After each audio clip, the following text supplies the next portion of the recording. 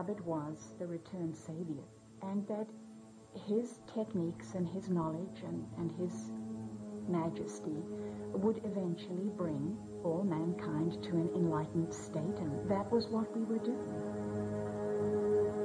There were some things about him that I did feel were rather dangerous. I fell so much under his spell that I told my roommate, if ever I told you I was going to marry this man, she should tie me up and not allow me out of the house. I was overwhelmed. Here I am in the presence of the most important individual in the cosmos. I mean, you know, this isn't just like meeting a film star or something. I'm meeting God with plus signs.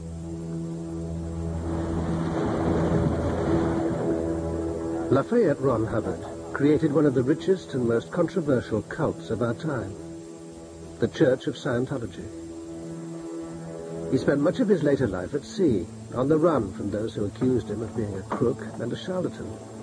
But to the millions who at one time or another followed him, and to himself, he was the greatest guru who ever lived. There is one thing you can say about Dianetics and Scientology, and I'm sorry if this sounds odd, but it isn't everybody who can write a book that turns the world on its ear. But more remarkable still was the story of Ron Hubbard's life. The story of a science fiction fantasist turned self-proclaimed messiah.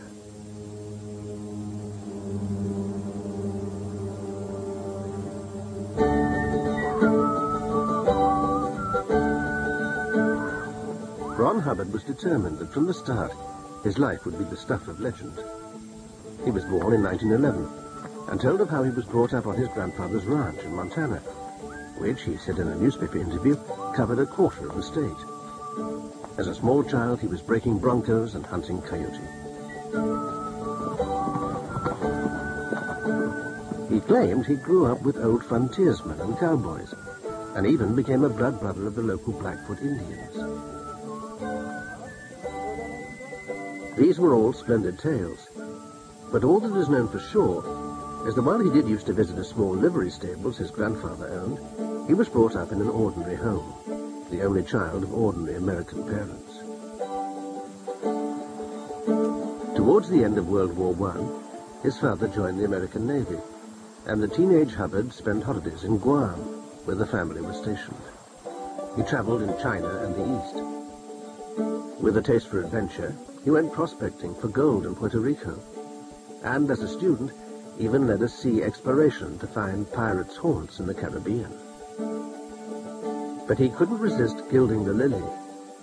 A Scientology book later recorded his claim to have communed with native bandits in the high hills of Tibet. But there's no evidence he ever went to Tibet. He told so many stories of exploits of his in South America and the West Indies and places that he would have to be at least 483 years old to have had enough time to have done all those things. But that doesn't really matter. I mean, it was just very entertaining, really, except that he turned it into a religion. Even when he was a teenager, in his diaries, he was writing little stories, sea adventures and yarns. That sometimes when some of his own representatives found them, they thought these were true. There was an escapade of him fighting an octopus that once one of his personal representatives was telling this as a true story, and I tried to point out to her later, no, this is just one of his stories that he's interspersing with his private diaries. When he was 22, Hubbard married his first wife, Polly. They went to live on Puget Sound in Washington State, and soon had 2 children. Hubbard's joy in life was sailing and exploring, but now he had to settle down and earn some money.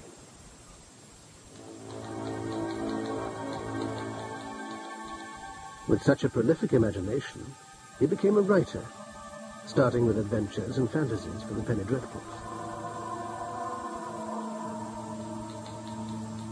Then he turned to science fiction and became a bestseller.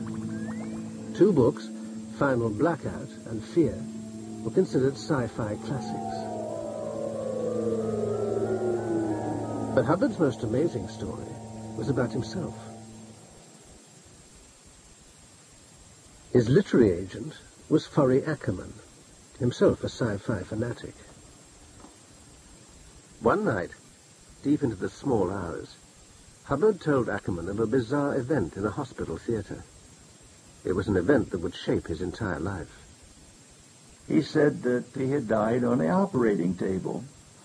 And he rose in spirit form, and he looked at the body that he had previously inhabited, and he shrugged the shoulders he didn't have anymore, and he thought, well, then where do we go from here? Off in the distance, he saw a great ornate gate. And it looked kind of interesting to him, so he wafted over to it, and the gate, as they do in supernatural films, just opened without any human assistance. He floated through, and on the other side, he saw an intellectual smorgasbord of everything that had ever puzzled the mind of man. You know, how did it all begin? What is God's purpose? Where do we go from here? Are there past lives? Are there future lives? And like a sponge, he was just absorbing all of this esoteric information.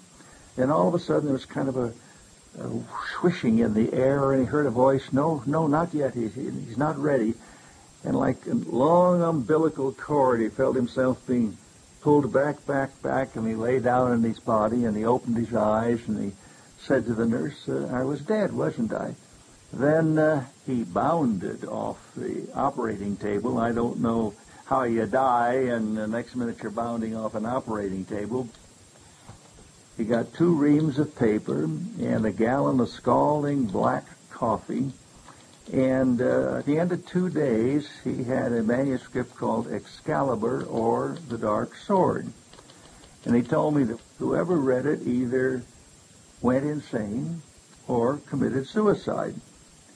And he said the last time he had shown it to a publisher in New York, he walked into the office to find out what the reaction was. Publisher called for the reader. The reader came with a manuscript, threw it on the table, and threw himself out of the skyscraper window. But was Hubbard's extraordinary story true? Excalibur became the stuff of mystery. Hubbard told friends it was too dangerous to publish. But 40 years later, a treasure trove from Hubbard's early journals and manuscripts, believed to have been long lost, was discovered by his staff. There were 2.5 versions of Excalibur. I read them, and I didn't go mad and didn't die. They also include the information within related writings that these came out of a nitrous oxide incident.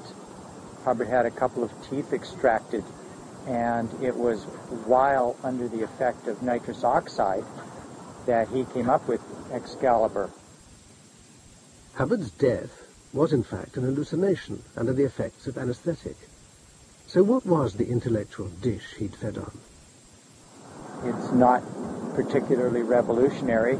The key to Excalibur was this great realization by Hubbard of survive as being the one command that all existence and all life and all people have. That became the basis for a lot of Dianetics and a lot of Scientology. This idea had a profound impact on Hubbard. In a letter to Polly, he wrote, I have high hopes of smashing my name into history so violently that it will take a legendary form.